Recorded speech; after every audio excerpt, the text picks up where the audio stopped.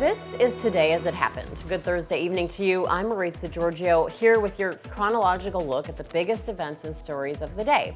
From a trade court ruling that the White House must pay refunds to companies impacted by the president's tariffs, to the House Oversight Committee calling a list of prominent people to testify amid its investigation into Jeffrey Epstein.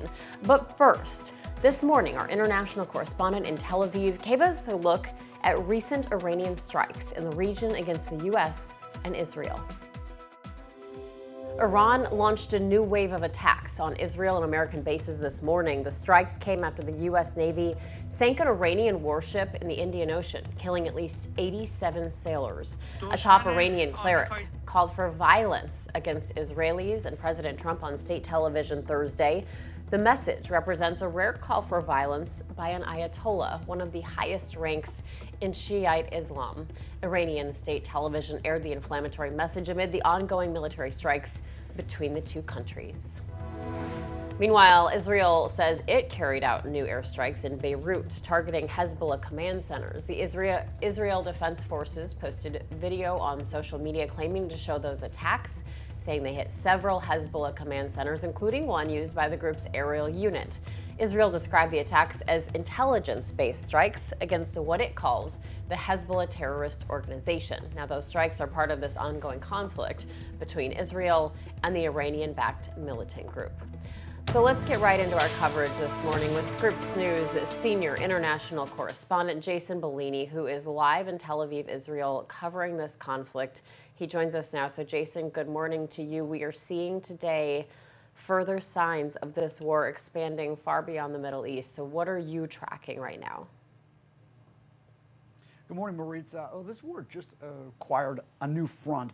Drones struck an international airport in a region of Azerbaijan that borders Iran. And another drone came down near a school there. 2 civilians were reportedly injured.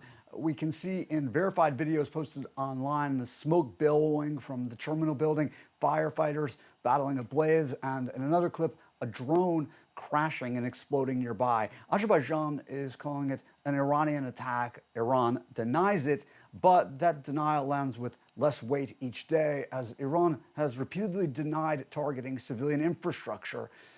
While its drones and missiles keep hitting despite these denials, Azerbaijan's defense minister says these acts of aggression will not go unanswered, and it is preparing a response. They are not specifying what that response will be, but here's why that matters. Azerbaijan is one of Israel's closest partners in the region. It supplies more than 40% of Israel's crude oil imports, with deep security armed ties between the two countries. And if Iran is hitting Azerbaijan, it's not just expanding the war geographically, it's also poking at Israel's supply lines, Maritza. Okay, so Jason, yesterday the Pentagon said it was successfully targeting Iranian missile launchers. We are hearing so much happening by the minute. So how close are the U.S. and Israel to actually eliminating that threat? We don't know. The U.S. and Israel are releasing new video strikes on Iranian mobile missile launchers. And what you're watching is both a battlefield update and also a message. And here's what the footage tells us. The Israeli Air Force says it has destroyed or disabled around 300 launchers since this war began. Every time Iran rolls out, points it up and fires one, thermal satellites, they detect the blast, drones close in. The numbers, the videos, they indicate that it is working, this method of attacking these launchers. Now, Iran launched at least 20 missile barrages on day one. Now, it's down to about 6 barrages per day, so smaller attacks, longer pauses. That said, since last night here in Israel, we've gotten at least 4 incoming missile alerts. The big question now, Iran built what it calls missile cities, and it showed videos of this as highly produced. One might call it a propaganda video that shows tunnels that were bored more than a third of a mile into mountain rock, and shows an automated system moving missiles to launch position with no detectable signature from space. And so analysts believe Iran may also be deliberately rationing, like holding back, preserving leverage for when this war ends, or at least to create credibility for itself by showing that it can still send barrages of potent missiles to its adversaries and also now some of its allies that are home to the United States military. Maritza? And Jason, I just want to ask you one more thing. I mean, we're hearing that Israel's moving tanks and they're focusing on one area, I believe in northern Lebanon. Is there any way, like, how are you tracking where the most intense fighting is happening by the moment? So we're watching the reports that are coming in, and most of those reports, frankly, they're coming from the Israel Defense Forces, but also there are being posted on social media reports on the ground from people who are seeing the fighting themselves or being forced to flee the fighting. One thing that's really interesting right now is that last night there was a call, this is what Jerusalem Post is reporting, a call between France's President Macron and with Benjamin Netanyahu. And Macron was telling Netanyahu, you got to cut this out. This is not good for Israeli forces to be inside of Lebanon because it could cause people inside Lebanon to rally towards Hezbollah, to support Hezbollah because they're so unhappy that Israel is attacking cities like Beirut, even though Israel says it's attacking southern parts of Beirut where they're going after Hezbollah leadership, Hezbollah infrastructure. Israel, their position is this is the moment they're going to take out Hezbollah as a threat once and for all. Maritza? All right, Scripps News senior international correspondent Jason Bellini live for us in Tel Aviv. Thank you so much, Jason, and please stay safe. And now, let's take a look at some of our other top headlines of the day. Ecuador and the United States have launched joint military operations against organized crime groups in the South American country. U.S. Southern Command announced the operations Tuesday, but neither government provided any details about the location or the scope. This move comes as Ecuador faces a sustained wave of violence linked to drug trafficking and illegal mining. Ecuador's president said his government is beginning joint actions with other countries as part of a new phase in the fight against organized crime. In our nation's capital, the House Oversight Committee voted to subpoena Attorney General Pam Bondi over the Justice Department's handling of the Jeffrey Epstein files. 5 Republicans joined Democrats to support the subpoena proposed by GOP Representative Nancy Mace. This move shows continued frustration among conservatives with the department's review of documents related to the disgraced financier.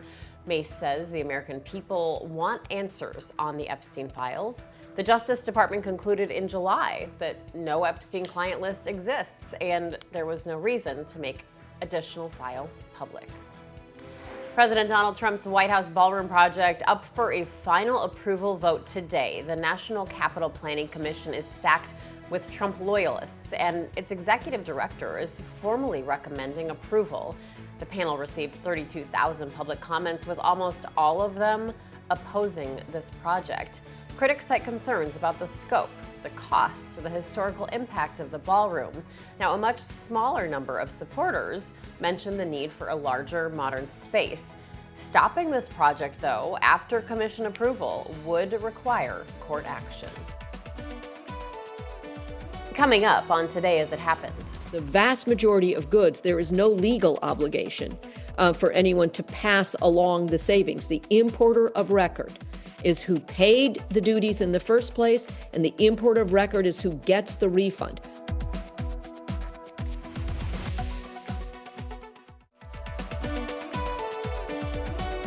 Welcome back to Today as It Happened. Let's check back in on our daily briefing of today's top stories.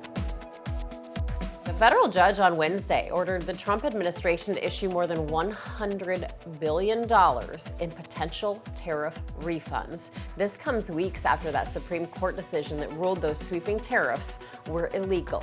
Scripps News legal affairs correspondent Avajoy Burnett is live with us in our DC newsroom. Avajoy, great to see you. Tell us more about what this federal judge said about tariff refunds and what it means. Hey there, Maritza. Well, this is a ruling that came out of the U.S. Court for International Trade. And this judge is saying not only is this filtration company that sued the federal government for tariff refunds eligible for refunds, but they should also be getting interest too. The judge's name here is Richard Eaton. And he said this particular ruling will also possibly impact other companies that are looking to get those tariff refunds. We know so many companies across the country have been impacted by this. And he also went on to clarify clarify that he will be the one who will be looking at any additional arguments in other cases with regards to tariffs. So there is no room for the possibility of another judge issuing something different with regards to this matter. So, of course, this is a major ruling that came out of the U.S. Court for International Trade that so many people have been watching and waiting for. It really was a swift decision from this court because, remember, the Supreme Court just issued their ruling on February 20th, Maritza. And Avajoy, how are business and administration officials responding? Well, businesses from the get-go, they were really celebrating the U.S. Supreme Court's ruling. With regards to this new ruling, they are excited once again. From the end of February, many businesses told me that they were ready to submit those receipts because they had been keeping the receipts in order to possibly get refunds. And now that the day came from the U.S. Supreme Court's ruling, they said they were ready to move forward. And we were actually able to get a statement from an organization called We Pay the Tariffs Coalition. This is an organization that came up after the tariffs were implemented here in the United States. And we're going to pull up on the screen the statement that was sent to Scripps News. The statement says the court acted swiftly and correctly. Now the ball is in the government's court and small businesses are concerned they will drag this out further. American small businesses have waited long enough. A full, fast, and automatic refund process is what these businesses are owed, and anything else is unacceptable. And we do know that companies like FedEx, for example, say that they will be issuing refunds if they actually are able to get refunds from the federal government. And these refunds could go to shippers and even consumers. But the process by which all of this will really play out right now, it's really uncertain. We believe, according to Customs and Border Protection, that at least $130 billion in refunds should be issued to consumers, shippers, small businesses, large businesses. Just a few moments ago, we were able to speak with a trade expert from Georgetown Law School. And here's what she had to say about how this could all play out with regards to consumers actually getting some of those refunds. It would depend on what the contract was between the importer of record and the ultimate purchaser of the goods. But for the vast majority of goods, there is no legal obligation for anyone to pass along the savings. The importer of record is who paid the duties in the first place, and the importer of record is who gets the refund. Whether they ever pass that refund on to anyone else is actually up to them.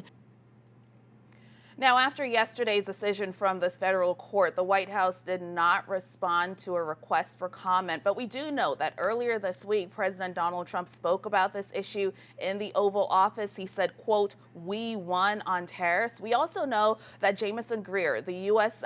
trade representative who was inside the Oval Office with the president as well, he spoke about what future tariffs could possibly look like. And one of the things that they have been talking about is the possibility of implementing new tariffs that could potentially last for 150 days. These could be wide sweeping tariffs that can go up to as much as 15%. This is something that the U.S. Trade Rep spoke about earlier this week at the White House. But officials are saying this is something that could be really short-lived. You have to get permission from Congress in order to go beyond 150 days. And then you also have to get additional guidance if you want for the tariffs to be more than 15%. So there could be limitations for the administration with regards to how they move forward with future tariffs, the tariffs that they're touting that they will try to implement, Maritza.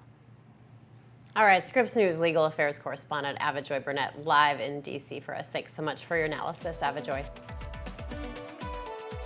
Straight ahead on Today as It Happened. One of the most useful things about prediction markets is that they tell you the truth when a lot of people maybe don't want to tell you the truth. Like, can we believe, what the president is saying or what some other foreign leaders, are saying? How do we know? Well, in a prediction market, you're putting your money where your mouth is.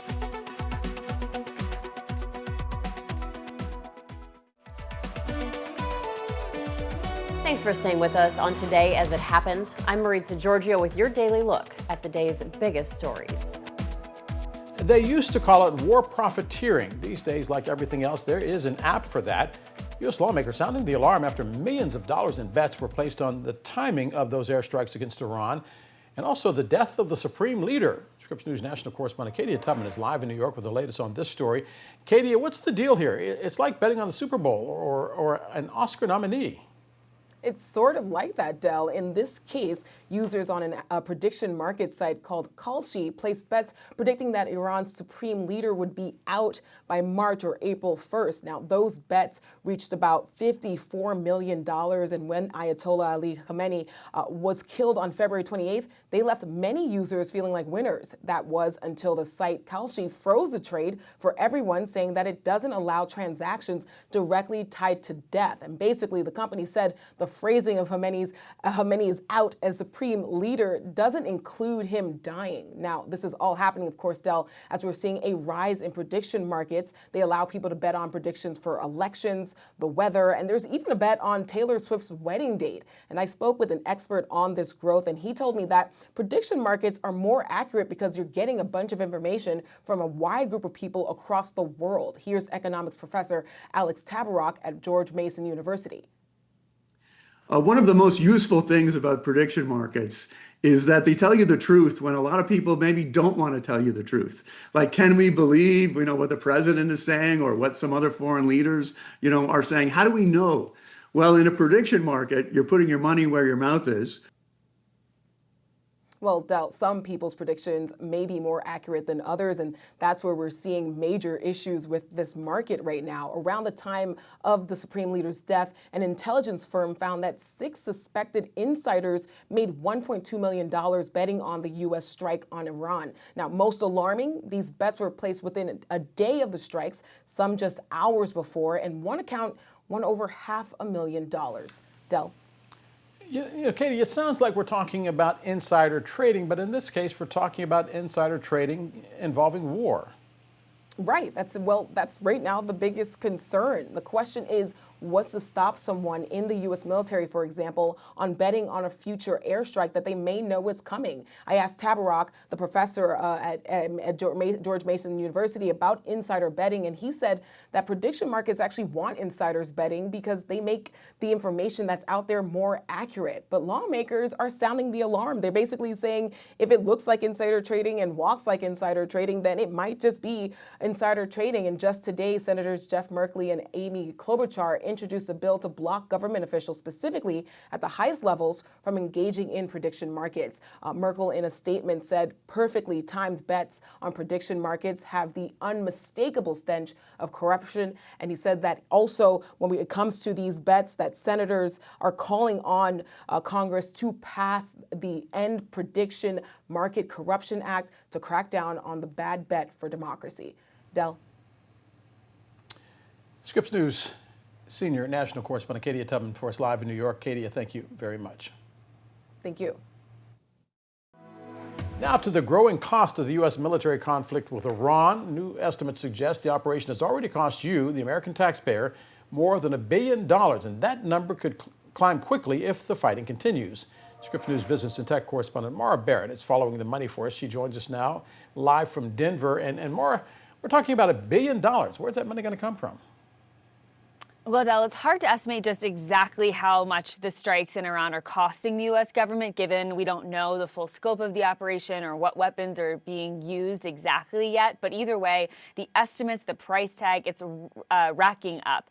We have heard some estimates from think tanks and budget officials. And so you can basically break it down into 3 buckets. First, the cost of deploying forces to the region, so moving ships, aircraft, troops to the Middle East ahead of the strikes. It's estimated that cost $630 million before the strikes even began. Now, that's according to a senior fellow at the American Enterprise Institute think tank and a former budget official with the Pentagon.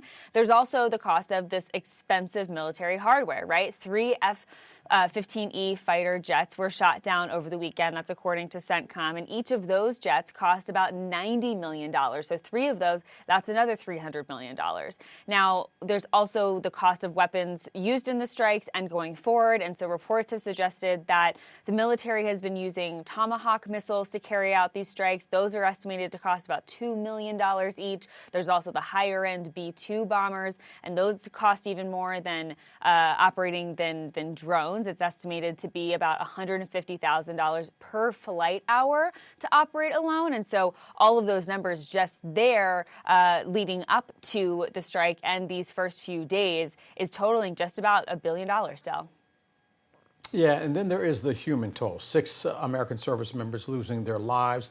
Also, the fact that it's not over yet. Analysts say this could get more expensive as the conflict continues. How high could that price tag go?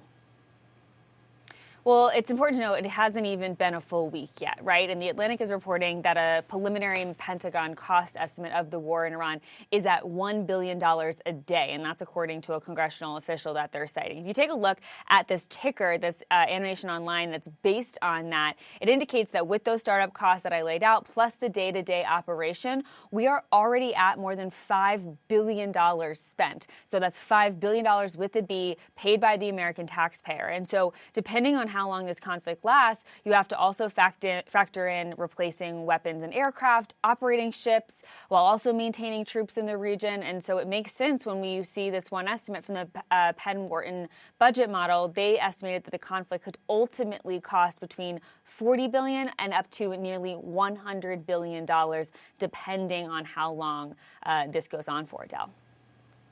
Scripps News business and tech correspondent Mara Barrett for us live in Denver. Mara, thank you very much. This is Today as It Happened. We'll be right back.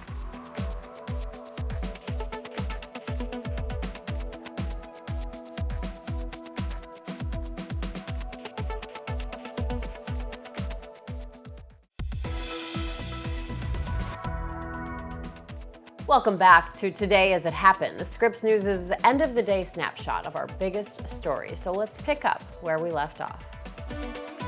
The committee looking into the Justice Department's investigation of Jeffrey Epstein and Ghislaine Maxwell not slowing down. In fact, they're adding some big-name players to the interview list, including Darren Indike, one of the men in charge of Epstein's estate. Scripps News senior national correspondent Alex Miller live for us in New York with the latest on this story. And Alex, spring is starting to shape up as a pretty busy time for the committee. What can you tell us? The committee looking into the Department of Justice's investigation of Jeffrey Epstein and Ghislaine Maxwell is not slowing down, adding some pretty big names in Epstein and Maxwell's circles to the list, making for a very busy spring. The top Democrat on the committee, Congressman Robert Garcia, says the Department of Justice will release more Epstein files. It is believed that roughly 3 million have yet to be published, and tens of thousands have been removed without explanation. The announcement comes just one day after a bipartisan group on the committee voted to subpoena Attorney General Pam Bondi. Bondi's name is being added to a lengthy list this spring. 7 others in Epstein's circle have just been asked to testify, including Microsoft co-founder Bill Gates, 2 of Epstein's employees, as well as close confidants, and Ghislaine Maxwell's former boyfriend. Those interviews will likely come after the March depositions of longtime Epstein attorney Darren Indike and accountant Richard Kahn. They'll be questioned just weeks after agreeing to settle a $35 million lawsuit with survivors that accused them of facilitating Epstein's trafficking network. A judge still must approve the deal. Their attorneys say neither man has made any admission or concession of misconduct. Epstein's estate has already paid out some $170 million to survivors. Alex Miller, Scripps News Group, New York. Breaking news coming out of the White House. A short while ago, Homeland Security Secretary Kristi Noem fired. She will be on the job until March 31st, but the White House already announcing her replacement. That ouster coming after 2 days of contentious hearings on Capitol Hill, both sides of the aisle lashing out at Noem, questioning her leadership, and of course, asking about those fatal shootings of 2 American citizens in Minnesota. And this is what is phenomenal to me, is immigration was your president's #1 issue, overwhelmingly popular with the American people. But now it's overwhelmingly unpopular.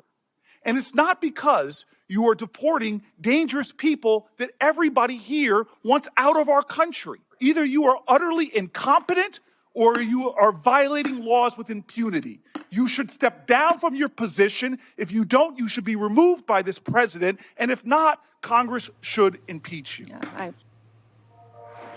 A Republican member of the Senate also saying that she should be fired. Scripps News senior White House correspondent Haley Bull on the North Lawn. And Haley, the Homeland Security Secretary has a new title, but still questions remain. What are you hearing from your sources at this hour?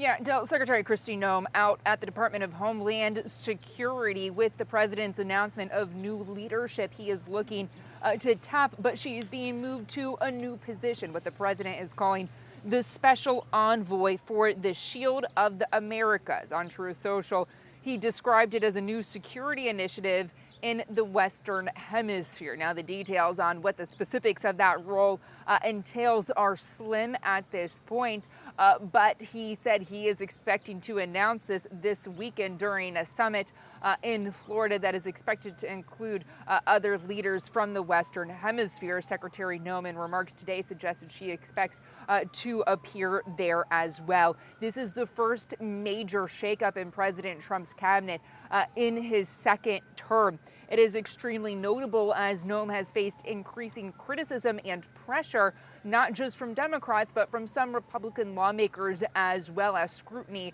over the agency's policies and budgets has come into question, as you referenced just there, including in that hearing with senators just yesterday. Now, this afternoon, Del, we are now hearing from the president's new choice for Homeland Security leadership, Oklahoma Senator Markwayne Mullin, and he addressed reporters just a short time ago. Listen. I've got to be honest with you, I wasn't expecting the call today, but super excited. And I'm more excited about just ready to get started. There's a lot of work we can do to get Department of Homeland Security working, working for the American people. You know, the Department of Homeland Security has a very broad jurisdiction. And I think there's a lot of work that we need to do, and I'm excited about it. Now, Mullin also said he hadn't spoken to Noem yet, but also told reporters that he felt she was tasked with a difficult job and said that she felt she performed the best she could under those circumstances. When he was pressed on whether there are lessons learned, he indicated that there are always lessons learned, comparing it to running businesses to build off success and things that didn't go as planned, he said. Of course, there is a confirmation process ahead. We are hearing from some Democratic lawmakers in particular, while John Fetterman indicated he would be able to support Mullin in this capacity. Chuck Schumer, the Senate Minority Leader in particular, indicated that he is still looking for other major changes to the agency, which comes as funding for the Department of Homeland Security, of course, has been halted, involved in that partial government shutdown, Dow. Haley, two things emerged during that contentious hearing on Capitol Hill, one being that Kristi Noem refused to apologize to the family of Alex Preddy. She referred to him as an assassin in a text, and also Renee Good referring to her as a domestic terrorist, saying that was being investigated, but no formal apology. But is it your understanding that it was the advertising in the airports across the country that seemed to draw the president's ire, the millions of dollars spent on an ad campaign that prominently featured Kristi Noem? Well, Del, that was certainly a very notable moment in that hearing, and we have seen the pressure building. Of course, when it comes to Minnesota in particular, the killing of 2 American citizens there, she faced growing scrutiny over her leadership in the agency, as we saw the administration seek to push its policies, but also tap the border czar Tom Homan to take over leadership on the ground in Minnesota. Homan publicly focusing on a more targeted approach in his comments compared to the more sweeping enforcement efforts that we're seeing under Noem's leadership. Now, that was when we really saw the skepticism, the questions, the rumors start to pick up in reporting over Noem's leadership of the department. But publicly, the administration and the president sought to give comments showing their confidence in her. As recently as the end of February, the president, in remarks to Angel families, a remembrance ceremony for them, families of people who were killed by undocumented migrants, the president said, quote, "Tom Homan, Kristi Noem, our people have been incredible, the job they've done." But we saw what was a notable point in that hearing yesterday with the increased criticism from Republican lawmakers in particular over the agency's policies, its budget, use of funds, and Noem's leadership in particular, leading to the president's Truth Social announcement today of that swift change in leadership, Del. Scripps News Senior White House correspondent Haley Beaufort. Haley, as always, we thank you very much. Coming up on Today as It Happened. A community coming together to remember Sergeant Noah Tegens, one of the 4 service members killed in an attack Sunday night. And friends and community members are reflecting on his impact to our neighbors. And later, we're destroying more of Iran's missiles and drone capability every single hour, knocking them out like nobody thought was possible. As soon as they set off a missile, within 4 minutes, the launcher gets hit. They don't know what's happening.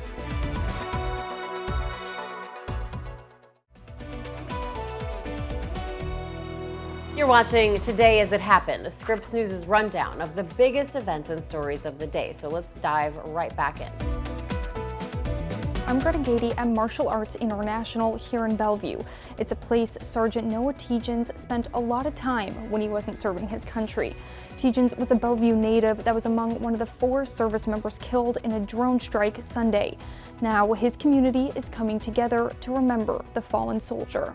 You know, when you think about Mr. Noah, he's just that nice guy that's very confident, not equal. That's the way Sergeant First Class Noah Tegens' community is remembering him, as well as a devoted father and husband, an instructor and a soldier, and a respected black belt in Taekwondo and Philippine combatives. Julius Melagrito is the owner of Martial Arts International, the studio where Tegens taught when he wasn't serving his country. It's also where his young son, Dylan, trains. Melagrito says Tegens was a kind man and a great leader who did everything for his family and his community. That's the kind of guy that you'll remember, and you will never just easily forget because of the impact he makes, not only to the community that he belongs with, but to every person he comes in contact with. And I think that's a great character to have. It's a loss that's impacting many in this military community. Bellevue Mayor Rusty Hike says Sergeant Tegens made the ultimate sacrifice, and he's proud to see his community come together to show their support for his family. When you hear it's one of your own, it just brings it home. You can feel it a little bit more, and we're here to support. We're here to support the family. Hike says the city is looking into naming a street after Sergeant Tegens to honor his service and sacrifice.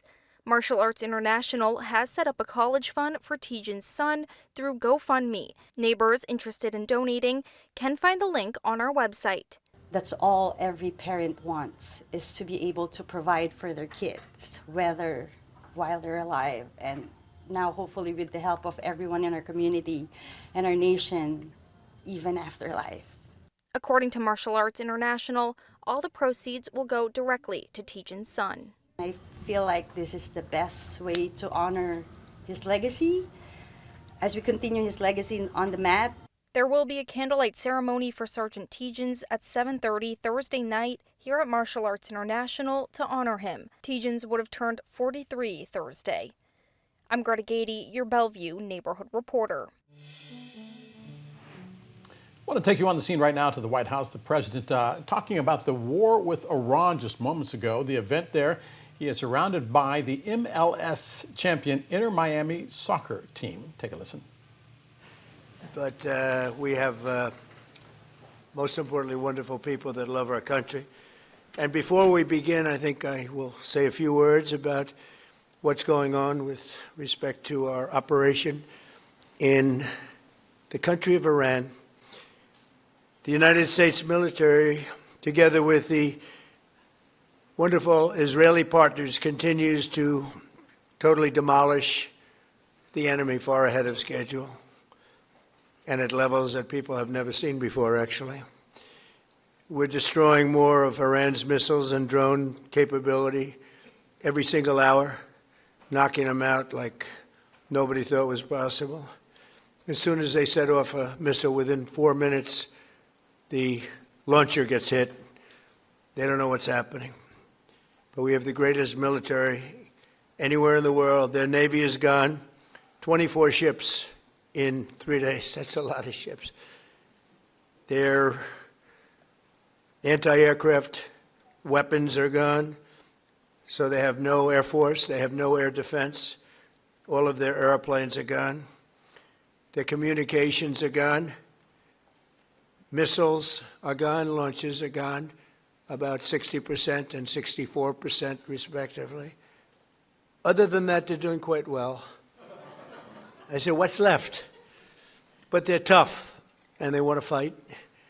And they're calling, they're saying, how do we make a deal? I said, you're being a little bit late, and we want to fight now more than they do.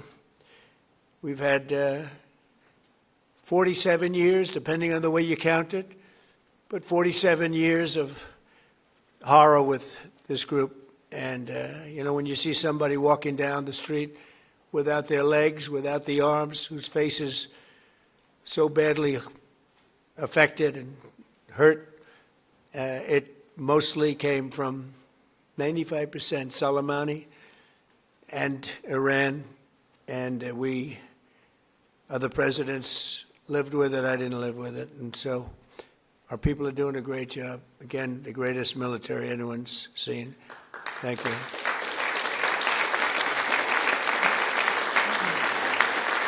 Thank you very much. And yesterday, my administration announced decisive action to help keep down the oil prices, including offering political risk insurance for tankers transiting into the Gulf, as you know, pretty dangerous territory.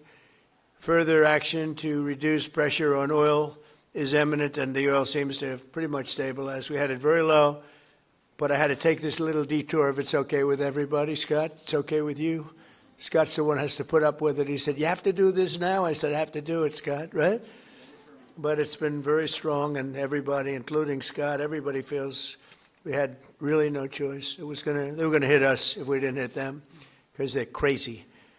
And in the long term, the actions we're taking will dramatically increase the stability of the region and oil prices and stock markets and everything else. You know, we set the all-time record in history with the Dow going to 50,000. Coming up on Today As It Happened. In reality, most analysts believe the Islamic Revolutionary Guard Corps, you can stay with me, after the siren, just to give you an idea what's going to happen here, the sirens, and typically within a few minutes, then we'll hear the interceptors hitting a missile in the sky.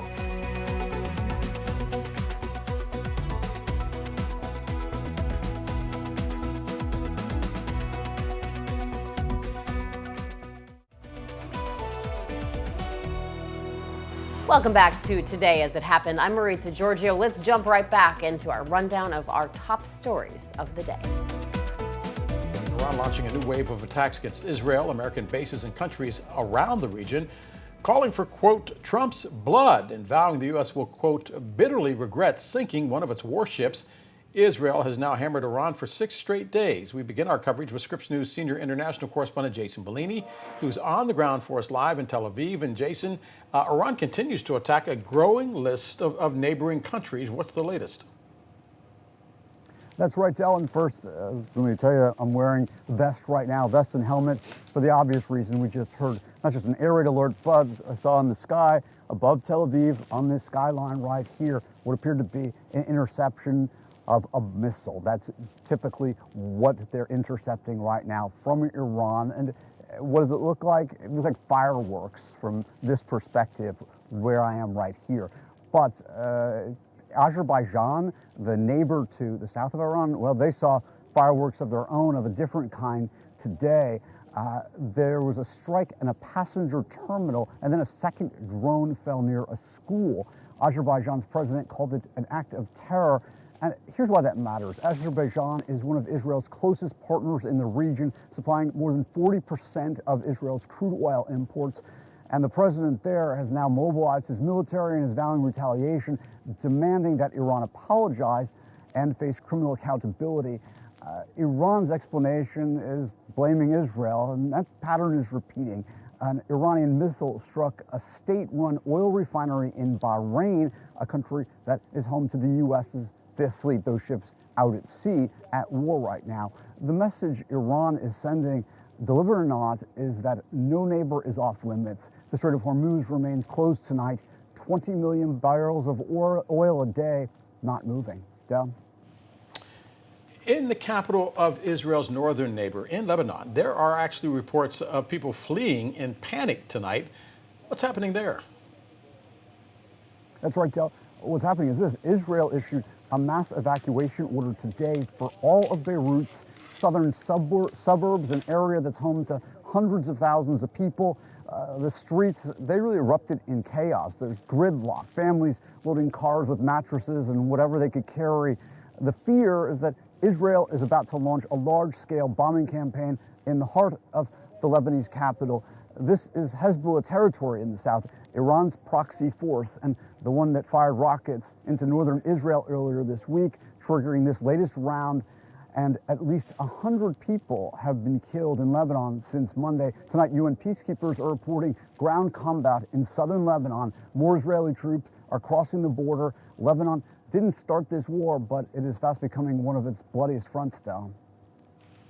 Images of Gaza still fresh in everyone's mind in the region where you are. Jason, who's in charge now and who's likely to take over as Iran's next leader? It's a great question. Technically, an interim council of 4 officials is running Iran right now. In reality, most analysts believe the Islamic Revolutionary Guard Corps, you can stay with me, after the siren, just to give you an idea of what's going to happen here, the sirens, and typically within a few minutes, then we'll hear the interceptors hitting a missile in the sky. That's what the way it's been going, and I've been getting a bit used to this by now. Not too used to it. We're taking it very seriously, of course.